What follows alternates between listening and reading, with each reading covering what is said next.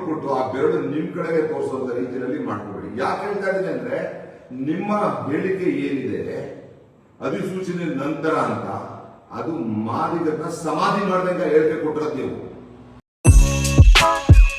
Chief minister ಸಿದ್ದರಾಮಯ್ಯನವರೇ, D K Shivakumar ಅವರ, ದಯವಿಟ್ಟು ನಿಮ್ ಗಮನ ಇರಲಿ ಈ ಕಡೆಗೆ. ಈ ಜಡ್ಜ್ಮೆಂಟ್ ಬಗ್ಗೆ ನಾನು ಏನೇನು ಹೇಳ್ತಾ ಇದ್ದೀನಿ, Manjushree versus state of Andhra Pradesh, ಇದು ಕಾನ್ಸ್ಟಿಟ್ಯೂಷನಲ್ ಬೆಂಚ್ ಕೊಟ್ಟಿರುವಂತ ಜಡ್ಜ್ಮೆಂಟ್.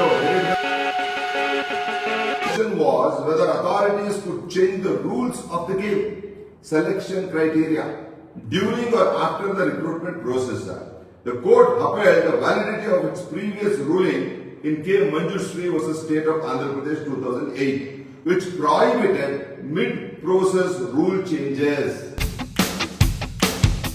ರವಿಸಲಾತಿ ಅನ್ನಂತ ಒಂದು ವಿಚಾರನ ಸರಿ ಸುಮಾರು 24 ವರ್ಷ ಕೋರ್ಟ್ ಅಲ್ಲಿ ಮಾದಿಗ ಸಮಾಜನ ಹಲೆಯಂಗ್ ಮಾಡಿದಂತ ಕೆಲವು ಷಡ್ಯಂತ್ರ ಉಳಿದಂತ ನಮ್ಮ ವಿರೋಧಿಗಳು ಯಾರು ಅನ್ನಂತ ಅಲ್ಲೂ ನೋಡಿ, ಅಲ್ಲೂ ಕೂಡ ವಲಯ ಸಮಾಜದವರೇ ಮೀಸಲಾತಿ ವಿಚಾರನ ಬಹಳ ಸ್ಪಷ್ಟವಾಗಿ ಹೇಳಿ ಅದ್ರ ಪೂರಕವಾಗಿ ನೋಟಿಫಿಕೇಶನ್ ಆಗ್ಬೇಕು. ಆ ನೋಟಿಫಿಕೇಶನ್ ಆಗ್ಲಿಲ್ಲ ಅಂತ ಅಂದ್ರೆ ಮಾದಿಗರಿಗೆ ಈಗ 24 ವರ್ಷ ಅಲ್ದಿವಿ, ಅದರಲ್ಲಿ 16 ವರ್ಷದ ನಮಗೆ ಸಮಾಧಿ ಮಾಡಕ್ಕೆ ಮಾಡ್ತಾರಂತ ನಮ್ಮ ವಿರೋಧಿಗಳ ಸಂಚಿತ.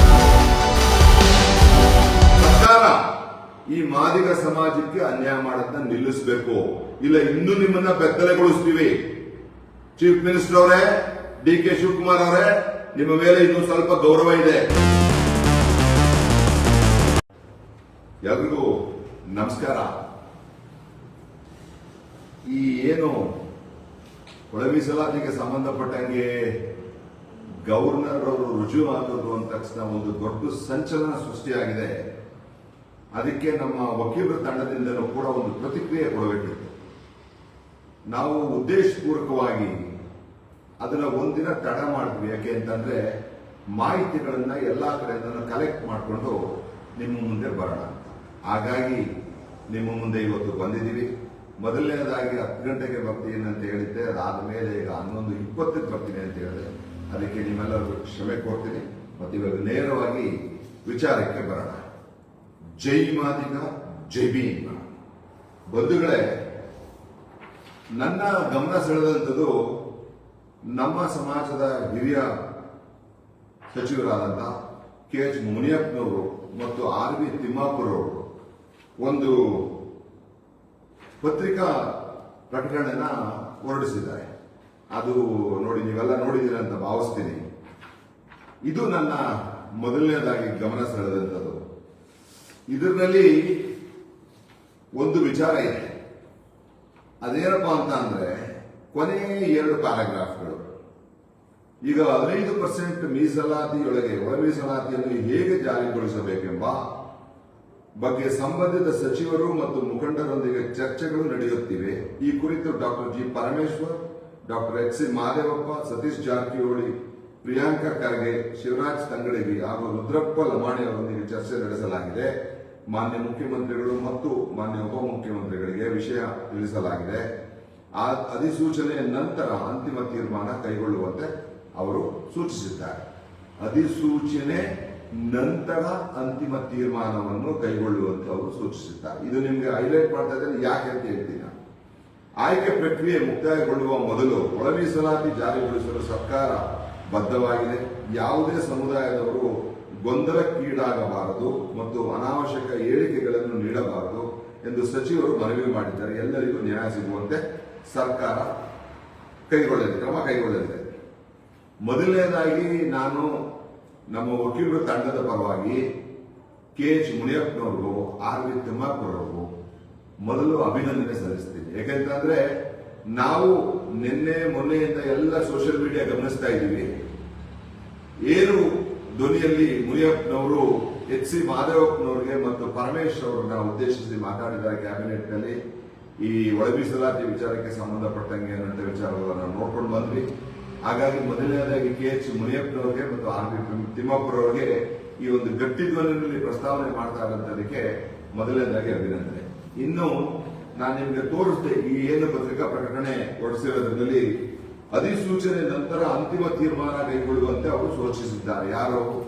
ಚೀಫ್ ಮಿನಿಸ್ಟರ್ ಮತ್ತು ಡೆಪ್ಯೂಟಿ ಚೀಫ್ ಮಿನಿಸ್ಟರ್ ಅಧಿಸೂಚನೆ ಆದ ನಂತರ ಈ ಕ್ರಮನ ಕೈಗೊಳ್ಳಿ ಅಂತ ಚೀಫ್ ಮಿನಿಸ್ಟರ್ ಅವರೇ, ಸಿದ್ದರಾಮಯ್ಯನವರೇ, ಡೆಪ್ಯೂಟಿ ಚೀಫ್ ಮಿನಿಸ್ಟರ್ ಆದಂತ ಡಿ.ಕೆ. ಶಿವಕುಮಾರ್ ಅವರೇ, ದಯವಿಟ್ಟು ಕಾನೂನು ಡಿಪಾರ್ಟ್ಮೆಂಟ್ಗೆ ಕೇಳಿ ಇಂಥ ಹೇಳಿಕೆಗಳನ್ನ ನೀವು ಕೊಡಬೇಕು. ಯಾಕಂದ್ರೆ ಇಲ್ಲಿವರೆಗೂ ನಾವು ಬೆರಳು ತೋರಿಸ್ತಾ ಇರೋಂಥದ್ದು ನಮ್ಮ ಒಳ ಮೀಸಲಾತಿ ಜಾರಿ ಮಾಡೋದಕ್ಕೆ ಪರ್ಟಿಕ್ಯುಲರ್ಲಿ ಎಚ್.ಸಿ. ಮಹದೇವಪ್ಪನವರು, ಪರಮೇಶ್ವರ್ ಅವರು, ಖರ್ಗೆ ಅವರು, ಅಂದ್ರೆ ಪ್ರಿಯಾಂಕಾ ಖರ್ಗೆ ಅವರು, ಮಲ್ಲಿಕಾರ್ಜುನ್ ಖರ್ಗೆ ಅವರು, ಈ ನಮ್ಮ ಏನು ಮಳವಳ್ಳಿ ಶಾಸಕರಾದ ನರೇಂದ್ರ ಸ್ವಾಮಿ ಅವರು ಇವರು ವಿರೋಧ ಮಾಡ್ತಾ ಇದ್ದಾರೆ ಅಂತ ನೀವು ಈಗ ಹೇಳಿಕೆ ಕೊಟ್ಬಿಟ್ಟು ಆ ಬೆರಳು ನಿಮ್ ಕಡೆಗೆ ತೋರಿಸುವಂತ ರೀತಿಯಲ್ಲಿ ಮಾಡ್ಕೋಬೇಡಿ. ಯಾಕೆ ಹೇಳ್ತಾ ಇದ್ದೀನಿ ಅಂದ್ರೆ ನಿಮ್ಮ ಹೇಳಿಕೆ ಏನಿದೆ ಅಧಿಸೂಚನೆ ನಂತರ ಅಂತ ಅದು ಮಾದಿಗರನ್ನ ಸಮಾಧಿ ಮಾಡ್ದಂಗ ಹೇಳಿಕೆ ಕೊಟ್ಟಿರೋದು ನೀವು. ಯಾಕೆ ಅದನ್ನ ಹೇಳ್ತಾ ಇದ್ದೀನಿ ಅಂತ ಅಂದ್ರೆ ನೋಡಿ, ಇದೊಂದು ಸುಪ್ರೀಂ ಕೋರ್ಟ್ ಜಡ್ಜ್ಮೆಂಟ್.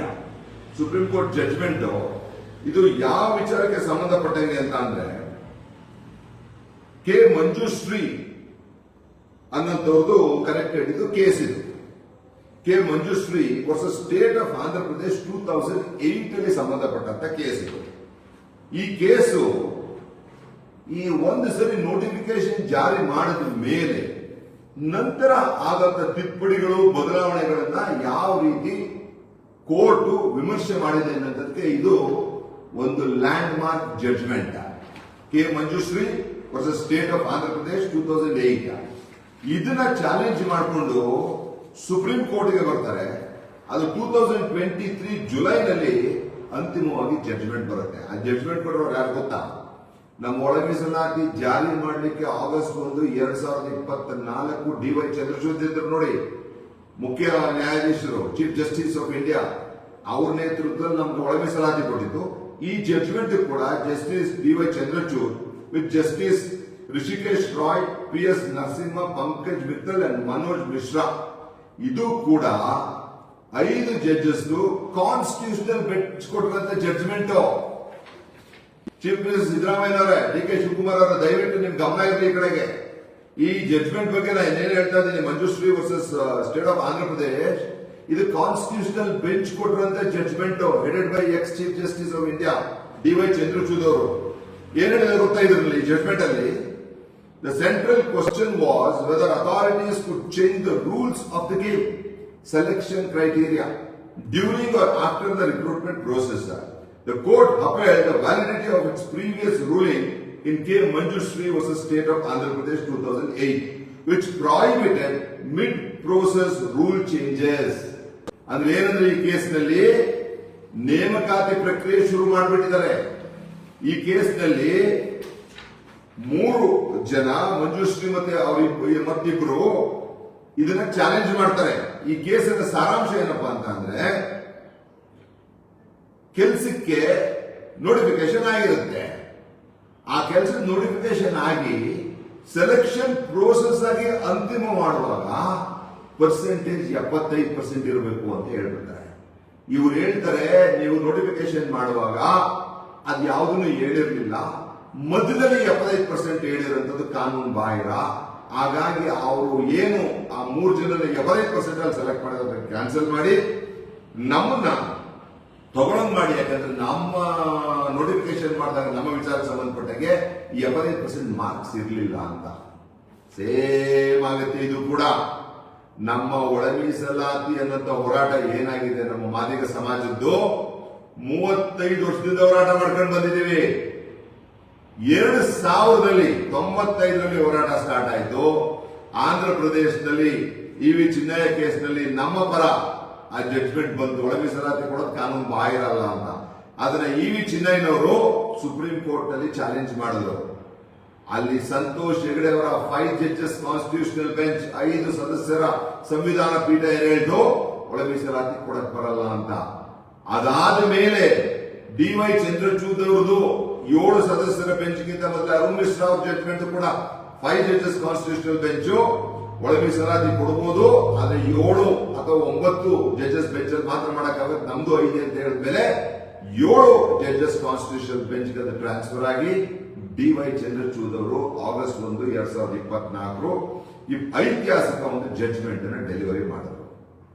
ಆ ಜಡ್ಜ್ಮೆಂಟ್ ಡೆಲಿವರಿ ಮಾಡಿದ ಯಾವುದು? ಆಗಸ್ಟ್ 1, 2024. ಚಿನ್ನಯ್ಯ ಕೇಸು ಫೈಲ್ ಮಾಡಿದ ಸುಪ್ರೀಂ ಕೋರ್ಟ್ ಅಲ್ಲಿ 2000 ಫೈಲ್ ಮಾಡೋದು ಅಂದ್ರೆ ಒಳ ಮೀಸಲಾತಿ ಅನ್ನಂತ ಒಂದು ವಿಚಾರನ ಸರಿ ಸುಮಾರು 24 ವರ್ಷ ಕೋರ್ಟ್ ಅಲ್ಲಿ ಮಾದಿಗ ಸಮಾಜನ ಹಲೆಯನ್ನು ಮಾಡಿದಂತ ಕೆಲವು ಷಡ್ಯಂತ್ರಗಳಂತ ನಮ್ಮ ವಿರೋಧಿಗಳು ಯಾರು ಅನ್ನಂತದ್ದು ಅಲ್ಲೂ ನೋಡಿ, ಅಲ್ಲೂ ಕೂಡ ವಲಯ ಸಮಾಜದವರೇ, ತಮಿಳುನಾಡಿನಿಂದ ಆಂಧ್ರಪ್ರದೇಶದಿಂದ ಬಂದಂತದ್ದು. ಇಲ್ಲೂ ಕೂಡ ನಮಗೆ ದುರ್ದೈವ, ಅಸ್ಪೃಶ್ಯರಲ್ಲಿ ಅಣ್ಣ ತಮ್ಮ ಅನ್ನಂತ ನಮ್ಗೆಲ್ಲಾ ಹೆಜ್ಜೆಗಳಿನಲ್ಲೂ ದೊಡ್ಡ ಮಟ್ಟದ ಸಮಸ್ಯೆ ಕೊಡ್ತಾ ಇದ್ದಾರೆ ವಲಯ ಸಮಾಜದವರು. ಈಗಲೂ ನೋಡಿ ನನ್ನ ಪೇಪರ್ನಲ್ಲೆಲ್ಲ ಬಂದದ್ದು, ವಾಟ್ಸ್ಆಪ್ ಅಲ್ಲಿ ಬಂದದ್ದು ಏನಪ್ಪಾ ಅಂತಂದ್ರೆ, ಕ್ಯಾಬಿನೆಟ್ ಸಭೆಯಲ್ಲಿ ಆದಂತಹ ಚಕಮಕಿ, ಮಾತಿನ ಚಕಮಕಿ, KH ಮುನಿಯಪ್ಪನವರು ಮತ್ತು HC ಮಾದೇವಪ್ಪನವರು, ಪರಮೇಶ್ವರ್ ಅವರು ಬಹಳ ಸೈಲೆಂಟ್ ಆಗಿರ್ತಾರೆ ಹೊರಗಡೆ ಎಲ್ಲ, ಆದ್ರೆ ಕ್ಯಾಬಿನೆಟ್ ನಲ್ಲಿ ಅವರು ನಿಜ ಬಣ್ಣ ನಮ್ಮ ಹತ್ರ ಬಯಲು ಮಾಡ್ತಾ ಇದ್ದಾರೆ. ಅದು ನಮಗೂ ಕೂಡ ಸೋಷಿಯಲ್ ಮೀಡಿಯಾದಲ್ಲಿ ಗೊತ್ತಾಗಿದೆ. ಹಾಗಾಗಿ ಬಂಧುಗಳೇ, ಈ ಜಡ್ಜ್ಮೆಂಟ್ ಪ್ರಕಾರ, ಈ ಮಂಜುಶ್ರೀ ಜಡ್ಜ್ಮೆಂಟ್ ಪ್ರಕಾರ ನೀವು ಏನೇ ಈ ಬ್ಯಾಕ್ಲಾಗು, ಹೊಸ ನೇಮಕಾತಿ, ಮತ್ತೊಂದು ಪ್ರಕ್ರಿಯೆ ಸ್ಟಾರ್ಟ್ ಮಾಡೋಕ್ಕಿಂತ ಮೊದಲೇ ನಿಮ್ಮ ಒಳ ಮೀಸಲಾತಿ ವಿಚಾರನ ಬಹಳ ಸ್ಪಷ್ಟವಾಗಿ ಹೇಳಿ ಅದ್ರ ಪೂರಕವಾಗಿ ನೋಟಿಫಿಕೇಶನ್ ಆಗಬೇಕು. ಆ ನೋಟಿಫಿಕೇಶನ್ ಆಗ್ಲಿಲ್ಲ ಅಂತ ಅಂದ್ರೆ ಮಾದಿಗರಿಗೆ ಈಗ 24 ವರ್ಷ ಅಲ್ದಿವಿ, ಅದರಲ್ಲಿ 16 ವರ್ಷದ ನಮಗೆ ಸಮಾಧಿ ಮಾಡಕ್ಕೆ ಮಾಡ್ತಾರಂತ ನಮ್ಮ ವಿರೋಧಿಗಳ ಸಂಚಿತು. ಹಾಗಾಗಿ ಬಂಧುಗಳೇ, ಇದರಲ್ಲಿ 2 ವಿಚಾರ ಇದೆ ಸರ್. ಒಳ ಮೀಸಲಾತಿ 15% ಜಾರಿ ಅನ್ನೋದಾಗಿದ್ರೆ ಯಾಕೆ ಕಾಂಗ್ರೆಸ್ನ ಮಿನಿಸ್ಟರ್ಸ್ಗಳು ಎಲ್ಲ ಒಂದು ದೊಡ್ಡ ಹಿಂದೆನೆ ಗವರ್ನರ್ ಹೋಗಿ ಮನವಿ ಮಾಡಿದ್ರು ಅಂತ ನಾನು ಆಸ್ ಎನ್ ಅಡ್ವೊಕೇಟ್ ನನಗನ್ಸುತ್ತೆ, ಅದೇನು 17% ಮಾಡಿದ್ರು ಅದನ್ನ ನಾವು ಕನ್ಫೈನ್ ಮಾಡ್ಕೊಳ್ತೀವಿ 15%ಗೆ, ದಯವಿಟ್ಟು ನೀವು ಅದನ್ನ ಸೈನ್ ಮಾಡಿ ಅಂತ. ಯಾಕಂದ್ರೆ ಒಳ ಮೀಸಲಾತಿ ಇಲ್ಲ ಅಂದಿದ್ರೆ ಗವರ್ನರ್ ಹತ್ರ ಹೋಗೋದೇ ಬೇಕಾಗಿಲ್ಲ, ಸ್ಟ್ರೈಟ್ ಅವೇ 15% ಇಂಪ್ಲಿಮೆಂಟ್ ಮಾಡಬಹುದಿತ್ತು. ಅದಕ್ಕೆ ಯಾವುದೇ ತರದ ಲೀಗಲ್ ಇಂಪ್ಲಿಮೆಂಟ್ ಇರಲಿಲ್ಲ. ಮತ್ತೆ ಸರ್ಕಾರ ಈ ಮಾದಿಗ ಸಮಾಜಕ್ಕೆ ಅನ್ಯಾಯ ಮಾಡೋದನ್ನ ನಿಲ್ಲಿಸಬೇಕು, ಇಲ್ಲ ಇನ್ನೂ ನಿಮ್ಮನ್ನ ಬೆತ್ತಲೆಗೊಳಿಸ್ತೀವಿ. ಚೀಫ್ ಮಿನಿಸ್ಟರ್ ಅವರೇ, DK ಶಿವಕುಮಾರ್ ಅವರೇ, ನಿಮ್ಮ ಮೇಲೆ ಇನ್ನೂ ಸ್ವಲ್ಪ ಗೌರವ ಇದೆ ಈ ಸಮಾಜದ ಪರ. ಯಾಕಂದ್ರೆ DK ಶಿವಕುಮಾರ್ ಅವರು ಸಹ ಏನು ರಾಮನಗರ ಜಿಲ್ಲೆನಲ್ಲಿ ಜನಸಂಖ್ಯೆ ಆಧಾರದಲ್ಲಿ ನಮ್ಮ ಸಮಾಜದವರಿಗೆ ಉನ್ನತ ಸ್ಥಾನಗಳನ್ನ ಕೊಟ್ಟಿದ್ದೀರಾ, ನಿಮ್ಗೆ ಅಭಿನಂದನೆ. ಆದ್ರೆ ಇದು ಎಂಟೈರ್ ಸಮುದಾಯಕ್ಕೇನೆ ಲಾಸ್ಟ್ ನೈಲ್ ಒಂದು ಕಾಫಿನ್ ಅಂತಾರಲ್ಲ, ಹಂಗೆ ಹೊಡೆಯುವಂತ ಪ್ರಯತ್ನ ಮಾಡಬೇಡಿ. ಹೊಡೆದ್ರೆ ನಿಮ್ಮಗಳ ವಿರುದ್ಧನೂ ಕೂಡ ಈ ಸಮಾಜ ಎದ್ದು ನಿಂತು ಹೋರಾಟ ಮಾಡಂತ ದಿನಗಳು ಬಹಳ ದೂರ ಇರೋದಿಲ್ಲ. ಮತ್ತೆ ಜೊತೆಗೆ ಈ 15% 17% ಅಂತ ಏನು ಮಾಡ್ಕೊಂಡು ಬಂದಿದ್ದಾರೆ ಗವರ್ನರ್ ಹತ್ರ ಇಂದ, ಅದನ್ನ ತುರ್ತಾಗಿ ಕ್ಯಾಬಿನೆಟ್ ನಲ್ಲಿ ತೀರ್ಮಾನ ಮಾಡಕ್ಕೆ ನಿಮ್ಗೆ ಆರ್ಡಿನೆನ್ಸ್ ಪಾಸ್ ಮಾಡಂತ ಅಧಿಕಾರ ಇದೆ. ಗೊತ್ತಿಲ್ಲದೆ ಇರುವಂತ ನಮ್ಮ ಮಾದಿಗ ಸಮಾಜದವರಿಗೆ ಇದೊಂದು ಮಾಹಿತಿ. ಆರ್ಡಿನೆನ್ಸ್ ಅಂತ ಅಂದ್ರೆ ಏನು ವಿಧಾನ ಪರಿಷತ್ನಲ್ಲಿ ಬಿಲ್ ಮಾಡಿದ್ರಲ್ಲ, ಆ ಬಿಲ್ ಬದಲು ಆ ನಿರ್ಧಾರನ ಇಲ್ಲಿ ಪ್ರಕಟಣೆ ಮಾಡಿ 6 ತಿಂಗಳ ಒಳಗಡೆ ಆ ಆರ್ಡಿನೆನ್ಸ್ ಮತ್ತೆ ಅಸೆಂಬ್ಲಿನಲ್ಲಿ, ಕೌನ್ಸಿಲ್ ನಲ್ಲಿ ಅದನ್ನ ಪ್ರೆಸೆಂಟ್ ಮಾಡಿ ಪಾಸ್ ಮಾಡಿಸ್ಕೊಳ್ಳುವಂತದಕ್ಕೆ ಆರ್ಡಿನೆನ್ಸ್ ಅಂತಾರೆ. ನೀವು 15% ಒಳಗಡೆ ನೀವು ಒಳ ಮೀಸಲಾತಿ ಜಾರಿ ಮಾಡೋದಕ್ಕೆ ನಿಮ್ಗೆ ಯಾವುದೇ ತರದ ಸಮಸ್ಯೆ ಇಲ್ಲ. ನೀವು ಯಾವುದೇ ಕುಂಟು ನೆಪಗಳನ್ನು ಒಟ್ಟರು ಕೂಡ ನಿಮ್ಮನ್ನ ಬೆತ್ತಲೆ ಮಾಡ್ತೀವಿ. ಸಮಾಜದಲ್ಲಿ ಮಾದಿಗರ ವಿರೋಧಿ ಅನ್ನೋಂಥದ್ದು ಬೆತ್ತಲೆ ಮಾಡ್ತೀವಿ. ಅಂಡ್ ನಾವು ಮಾತ್ರ ಬಹಳ ಸ್ಪಷ್ಟವಾಗಿ ಹೇಳಿದೀವಿ, ಇಲ್ಲಿವರೆಗೂ ಒಳ ಮೀಸಲಾತಿ ಅನ್ನೋದು 15% ಬಂತು ಅಂದ್ರೆ ಮಾದಿಗ ಸಮಾಜಕ್ಕೆ 6 ಕೊಡ್ಲೇಬೇಕು. ಯಾಕಂದ್ರೆ ನಾವು ಇಲ್ಲಿವರೆಗೂ ಯಾರಿಗೂ ಚಕಾರ ಎತ್ತಿರ್ಲಿಲ್ಲ. ನಮ್ ಕಮ್ಮಿ ಆದ್ರೂ ಕೂಡ ನಾವು ಬಿಡೋದಿಲ್ಲ. ನಾವು ಏನು ಸದಾಶಿವ ಆಯೋಗ 6% ಕೊಟ್ಟಿತ್ತು, ಮಾಧುಸ್ವಾಮಿ 6% ಕೊಟ್ಟಿತ್ತು, ಜಸ್ಟಿಸ್ ನಾಗಮೋಹನ್ ದಾಸ್ 6% ಕೊಟ್ರು, ಸರ್ಕಾರನೂ 6% ಕೊಟ್ರು. ನಾವು ಸುಮ್ಗಿದ್ವಿ, ಯಾಕೆಂದ್ರೆ ಅದು ಜಾರಿ ಆಗಲಿ. ಬಟ್ ಎಲ್ರಿಗೂ ನೀವು ರೈಸ್ ಮಾಡ್ಕೊಂಡು ಹೋಗಿದ್ರಿ, ಯಾರಿಗೂ ನಮ್ಮನ್ನು ಬರೀ ಆಡೇ ಇರಲಿಲ್ಲ, ಎಲ್ಲರಿಗೂ ರೈಸ್ ಆಗಿತ್ತು. ಆದ್ರೂ ನಾವು ಸುಮ್ಮನಿದ್ವಿ. ಯಾಕೆಂತಂದ್ರೆ 1% ಸಿಗ್ತಾರಂತ ಈ ಸಮಾಜಕ್ಕೆ. ಮೊದಲು 6 ಸಿಕ್ಲಿ, ಆಮೇಲೆ ಮುಂದೆ ನೋಡ್ಕೋಣ ಅಂತ. ನೀವು 6 ಕೆಳಗಿಳಿಸಂತ ಷಡ್ಯಂತ್ರ ಮಾಡಿದ್ರೆ ನಿಮ್ಮ ವಿರುದ್ಧ ಮತ್ತೆ ಹೋರಾಟವನ್ನು ರೂಪಿಸಬೇಕಾಗತ್ತೆ ಅಂತ ಹೇಳ್ತಾ, ಮತ್ತೆ KH ಮುನಿಯಪ್ಪನವ್ರಿಗೆ ಮತ್ತೆ RV ತಿಮ್ಮಾಪುರ ಅವರಿಗೆ ಶಕ್ತಿ ಕೊಡುವಂತ ನಿಟ್ಟಿನಲ್ಲಿ ನಮ್ಮ ಸಮಾಜದ ಇಂಟೆಲೆಕ್ಚುಯಲ್ ಕ್ರೌಡ್ ಎದ್ದೇಳಬೇಕು. ಇದು ನಾವು ಒಗ್ಗಟ್ಟಾಗಂತ ಸಂದರ್ಭ. ಹೋರಾಟಗಳು ಮಾಡೋದು ಮತ್ತೊಂದು ಮಾಡೋದಕ್ಕಿಂತ ಮೊದಲೇನೆ ನಾವು ಲೀಡರ್ಸ್ಗಳು ಫಸ್ಟ್ KH ಮುನಿಯಪ್ಪನವ್ರನ್ನ ಭೇಟಿ ಮಾಡೋದಾಗ್ಲಿ, RV ತಿಮ್ಮಾಪುರ ಅವ್ರನ್ನ ಭೇಟಿ ಮಾಡೋದಾಗ್ಲಿ, ಅವ್ರನ್ನ ಭೇಟಿ ಮಾಡಿ ಏನು ನಡೀತಾ ಇದೆ ವಾಸ್ತವಾಂಶ ತಿಳ್ಕೊಂಡು ಅವ್ರಿಗೆ ನಾವು ಯಾವ ರೀತಿ ಶಕ್ತಿ ತುಂಬಬೇಕು ಅನ್ನೋದನ್ನ ಮುಂದೆ ತೀರ್ಮಾನ ಮಾಡೋಣ. ಬಂಧುಗಳೇ, ಇದಂತೂ ನಾವು ಕೈ ಬಿಡುವಂತ ಪ್ರಶ್ನೆನೇ ಇಲ್ಲ. ಯಾಕಂದ್ರೆ ನನಗೆ ಸಾವಿರಾರು ಕರೆಗಳು ಬಂದಿದೆ. ಹೆಂಗೆ ಸರ್ ಇದೆಲ್ಲ ವಾಪಸ್ ಹಿಂದೂ ಕೂಡ ಇದ್ದಲ್ಲ ಸರ್, ಇನ್ನೊಂದು ಅಂತ. ಏನ್ರಿ, ನಮ್ಮ ಬಲಗೈ ಸಮಾಜ ಅಂತ ಏನ್ ಬಲಗೈ ಅಂತ ಅದಕ್ಕೆ ಮಾನ್ಯತೆನೇ ಇಲ್ಲ ಪದಕ್ಕೆ. ಪರಿಸ್ಥಿತಿ ಜಾತಿ ಪಟ್ಟಿ ಒಳಗಡೆ ಇರ್ಲಿ, ನಾವು ಏನು ಕೊಲೆ ಅಂತೀವಿ ಅಂತಂದ್ರೆ ಕಾನ್ಸ್ಟಿಟ್ಯೂಷನಲ್ SC ಆರ್ಡರ್ ನಲ್ಲಿ ಇರುವಂತ ಪದ ಅದು ಅಂತ. ಅವರು ಕೊಲೆ ಸ್ವಾಮೀಜಿ ಆಗಿರ್ಬೋದು, ನಿಮ್ಮನ್ನ ನಾವು ಕೂಡ ನಮ್ಮ ಸ್ವಾಮೀಜಿ ಅಂತ ಒಂದು ಹಂತದಲ್ಲಿ ಗೌರವ ಇಟ್ಟಿದ್ವಿ. ನೀವೀಗ ಹೋಗ್ಬಿಡ್ರಿ ಹೆಂಗೆ? ನೀವು ಸಮಾಜದಲ್ಲಿ ಒಡಕನ್ನ ಬಿರುಕನ್ನ ಸೆಟ್ರೇಟ್ ಮಾಡಿ ಮುಂದೆ ಎಳ್ಕೊಂಡು ಹೋಗ್ಬೇಕಾಗಿರೋಂಥವ್ರು. ನೀವು ಇದಕ್ಕೆ ಅಭಿನಂದನೆ ಸಲ್ಲಿಸ್ತೀರಾ? ನಿಮಗೆ ಮಾದಿಗರಿಗೆ ಒಳಗಿನ ಜಾರಿ ಆಗೋದು ನಿಮ್ಗೆ ಇಷ್ಟ ಇಲ್ವಾ? ಹೇಳ್ತೀರಾ ನೀವು, ಆಗ್ಲಿ, ಅದೆಲ್ಲ ಸಮಸ್ಯೆಗಳನ್ನ ಬಗೆಹರಿಸ್ಲಿ ಅಂತ. ಅದೇ EV ಚಿನ್ನಯ್ಯ ಕೇಸ್ ಆಯ್ತಲ್ಲ, 24 ವರ್ಷ ಸುಪ್ರೀಂ ಕೋರ್ಟ್ ಅಲ್ಲಿ ಆಯ್ತು. ಇದಕ್ಕೆ ಇನ್ನೊಂದು 50 ವರ್ಷ ಆಗ್ಬೇಕಾ ನಿಮ್ ಪ್ರಕಾರ? ಕೂತ್ಬಿಟ್ಟು ಬಗೆಹರಿಸಕ್ ಆಗೋದಿಲ್ವಾ? ಇರ್ಲಿ, ನೀವು ಕೂತ್ಬಿಟ್ಟು ಬಗೆಹರಿಸಲ್ಲ ಅನ್ನೋಂಥದ್ದ ಬಹಳ ಸ್ಪಷ್ಟವಾಗಿ ಮಾದೇವಪ್ಪನವರಿಂದ ಹೇಳ್ಕೊಂಡು ಬಂದಿದ್ದಾರೆ, ಎಲ್ಲ ಮುಖಂಡರಿಗೆ ಹೇಳ್ಕೊಂಡು ಬಂದಿದ್ದಾರೆ. ಆದ್ರೆ ನಾವು ಮಾತ್ರ ಬೀದಿಗಿಡಕ್ಕೂ ರೆಡಿ ಇದೀವಿ. ಇದು ಯಾವುದೇ ನಮಗೂ ತೊಂದರೆ ಆದ್ರೂ ಸರಿ, ನಾವು ಕೂಡ ಇದಕ್ಕೆ ರೆಡಿ ಇದೀವಿ ಅಂತ ಹೇಳ್ತಾ ಮುಂದೆ ನಾವು ನಮ್ಮ ಸಮಾಜದಲ್ಲಿ ಒಂದು ಕಳಕಳಿ ಮನವಿ ಮಾಡ್ಕೊಡ್ತೀವಿ. ಇದು ಪಕ್ಷದ ಹೋರಾಟ ಅಲ್ಲ, ಇದು ವ್ಯಕ್ತಿ ಹೋರಾಟ ಅಲ್ಲ. ನಾವು ಅಡ್ವೊಕೇಟ್ಸ್ಗಳು ಸಕ್ರಿಯವಾಗಿ ಆಗಸ್ಟ್ 1, 2024 ಯಾಕಿದೀವಿ ಅಂತಂದ್ರೆ, ಇದು ಸುಪ್ರೀಂ ಕೋರ್ಟ್ ಸಬ್ಜೆಕ್ಟ್. ನಾವು ನಮ್ಮ ಸಮಾಜಕ್ಕೆ ಮಾಹಿತಿನ ಸರಿಯಾಗಿ ಕೊಡಬೇಕು ಅನ್ನೋದಕ್ಕೋಸ್ಕರ ಇಷ್ಟು ಸಕ್ರಿಯವಾಗಿದ್ದೀವಿ. ಇವತ್ತು ನನಗೆ ತಿಳಿದಿರೋದೆಲ್ಲ ಹೇಳಿದ್ದೀನಿ. ಇನ್ನು ರೋಸ್ಟರ್ ಬಿಂದುಗಳಿಗೂ ಬಹಳ ಇಲ್ಲಿ ಚಕಾರ ಎತ್ತುತ್ತಾ ಇದ್ದಾರೆ. ಆ ರೋಸ್ಟರ್ ಬಿಂದು ವಿಚಾರ ಇನ್ನೊಂದ್ಸರಿ ಬರ್ತೀನಿ ಲೈವ್ ನಲ್ಲಿ.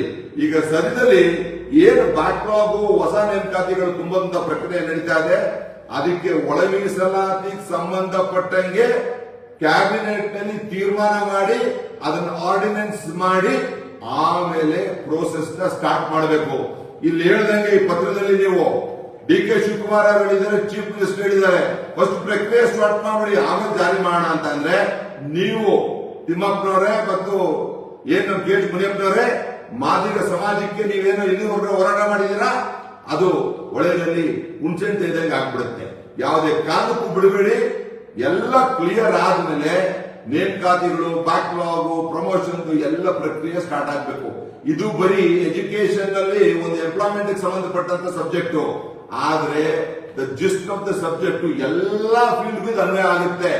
ನನಗೆ ತಿಳಿದಿರೋ ತತ್ವಜ್ಞಾನದಲ್ಲಿ ಇದು ಎಲ್ಲ ಫೀಲ್ಡ್ಗೂ ಅನ್ವಯ ಆಗುತ್ತೆ. ಹಾಗಾಗಿ ಏನೇ ಪ್ರಕ್ರಿಯೆ ಸ್ಟಾರ್ಟ್ ಮಾಡೋಕ್ಕಿಂತ ಮೊದಲು ನೀವು ಈ ತೀರ್ಮಾನ ಮಾಡಬೇಕು ಮೀಸಲಾತಿದು, ನಂತರ ನಿಮ್ ಕೆಲಸ ಸ್ಟಾರ್ಟ್ ಮಾಡಬೇಕು ಅಂತ ಹೇಳ್ತಾ ಮುಂದೆ ರೋಸ್ಟರ್ ವಿಚಾರಕ್ಕೆ ಸಂಬಂಧಪಟ್ಟಂಗೆ ನಾವು ಬರ್ತೀವಿ. ಸದ್ಯದಲ್ಲಿ ನಾವು ನಮ್ಮ ವಕೀಲರುಗಳೆಲ್ಲ ಒಂದು ರೌಂಡ್ ಚರ್ಚೆ ಮಾಡಿಬಿಟ್ಟು RV ತಿಮ್ಮಾಪುರ KH ಮುನಿಯಪ್ಪನವ್ರನ್ನ ಭೇಟಿ ಮಾಡೋದಕ್ಕೆ ಫಸ್ಟ್ ಹೋಗೋಣ. ಅಲ್ಲಿ ಹೋಗ್ಬಿಟ್ಟು ಅವರೊಂದು ಅಭಿಪ್ರಾಯ ತಗೊಂಡು ಏನಂತ ಹೇಳ್ಬಿಟ್ಟು ಮುಂದಿನ ಹೋರಾಟ ರೂಪ ಮಾಡೋಣ. ಇನ್ನು ಬೇರೆ ಬೇರೆ ಹೋರಾಟಗಾರರೆಲ್ಲ ಮಾಡ್ತಾ ಇದ್ದಾರೆ, ಅವ್ರಿಗೂ ಕೂಡ ನಮ್ಮೆಲ್ಲ ಬೆಂಬಲಗಳಿದೆ. ನಾವೆಲ್ಲ ಹೋರಾಟಗಾರರ ಜೊತೆ ಇರ್ತೀವಿ ಅಂತ ಹೇಳ್ತಾ ಮತ್ತೊಂದ್ಸರಿ ಈ ಸಮಾಜಕ್ಕೆ ನಮ್ಮ ಅವಶ್ಯಕತೆ ಎಷ್ಟಿದೆ ಅದನ್ನ ಪ್ರಾಮಾಣಿಕವಾಗಿ ಮಾಡ್ತೀವಿ ಅಂತ ಹೇಳ್ತಾ ನಿಮ್ಮೆಲ್ಲರೂ ಒಂದ್ಸಿ ನನ್ನ ಮಾತನ್ನ ಮುಗಿಸ್ತೀನಿ. ಜೈ ಮಾದಿಗ, ಜೈ ಭೀಮ್, ಜೈ ಭೀಮ್, ಜೈ Madiga. The voice of Madiga, ನಿಮ್ಮಿಂದ ನಿಮಗಾಗಿ, ಸತ್ಯದ ಪರವಾಗಿ, ಸಮಾನತೆಯ ಹಾದಿಯಲ್ಲಿ.